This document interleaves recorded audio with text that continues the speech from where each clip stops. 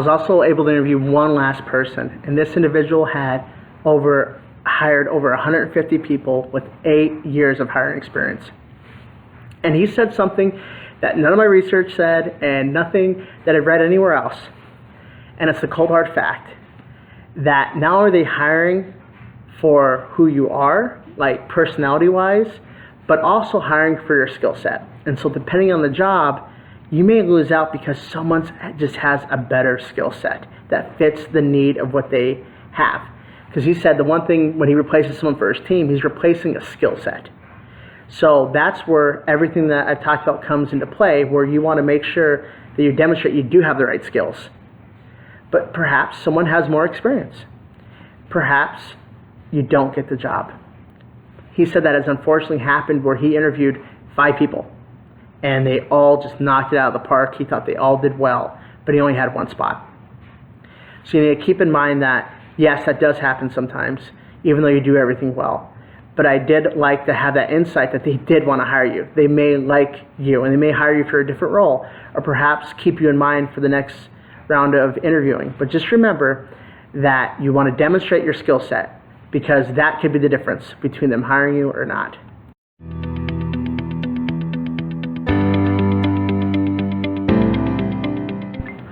When I had asked him the question, what is something that he wished everyone knew before going for the job interview? Once again, this is a great technique that I'm grateful that he said. And he says, relax. Be relaxed. Because he says, obviously, it's a stressful situation. And he goes, there's some ways to do that. He gave some real practical advice. One of the things that he said is, yes, you can practice. He said he even recommended role playing with somebody, answering questions so you can have your complete answers kind of ready. So you can practice the week before. He said even a little bit the night before if you want to with a friend or family member. But he said what you need to do is the morning of is to not think about it. Because if you overstudy in the morning, you're just going to stress yourself out. And he goes, if you're stressed out during the job interview, you're going to fumble your words, you're not going to be natural, you're not going to be comfortable. He said when he likes to interview somebody, he likes to see that they are comfortable, they're relaxed, yet they're engaged.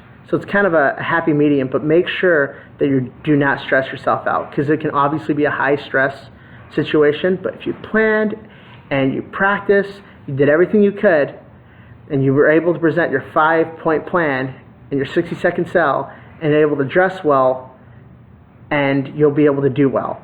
So just be confident and comfortable that you're the right person.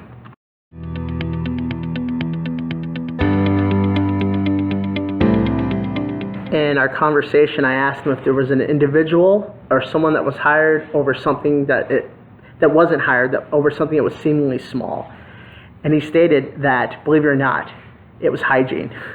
He said there was an individual that dressed really well, he was able to answer questions, he was a good fit, but he smelled. And he says it wasn't just a little bit of a smell, it was really bad. He said it smelled like he went camping the night before and fishing that morning and didn't shower or something. And he lost a job on that. He could not get hired. And you may think that's something small, but think about it. As a hiring manager, if he hires that individual, he's going to have to deal with that problem. That's something that all these hiring managers think about.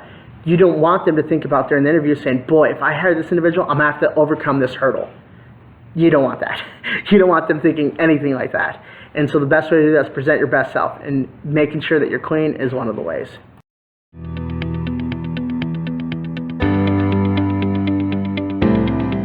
The last skill set that happened in the interview was something I found intriguing, and that is ask clarifying questions. It shows that you want to not only understand, but you want to be understood. And this takes confidence to be able to do this, right? Because you don't want to come off as someone who's confused and not knowing what's going on. Like, can you repeat that again? No, you want to be, just so I understand you. That's a great phrase to use. Just so I understand, you're asking about this. And so by doing that, it's showing that you have listening skills and you're making sure you comprehend. So by doing that, it makes it look like you're paying attention and you want to get it just right. So asking clarifying questions to make sure you understand something is very important. And it's not a weakness if you do it with confidence. So if you demonstrate a confident behavior the whole time, then there'll be it'll be desirable to hire you, and you'll be better prepared for what the situation is going to happen. So if you're willing to do that, if you're willing to be calm enough, to be confident enough, to ask clarifying questions, to make sure you understand, it will go a long ways to impressing the person that's interviewing and showing that you're the right person for the job.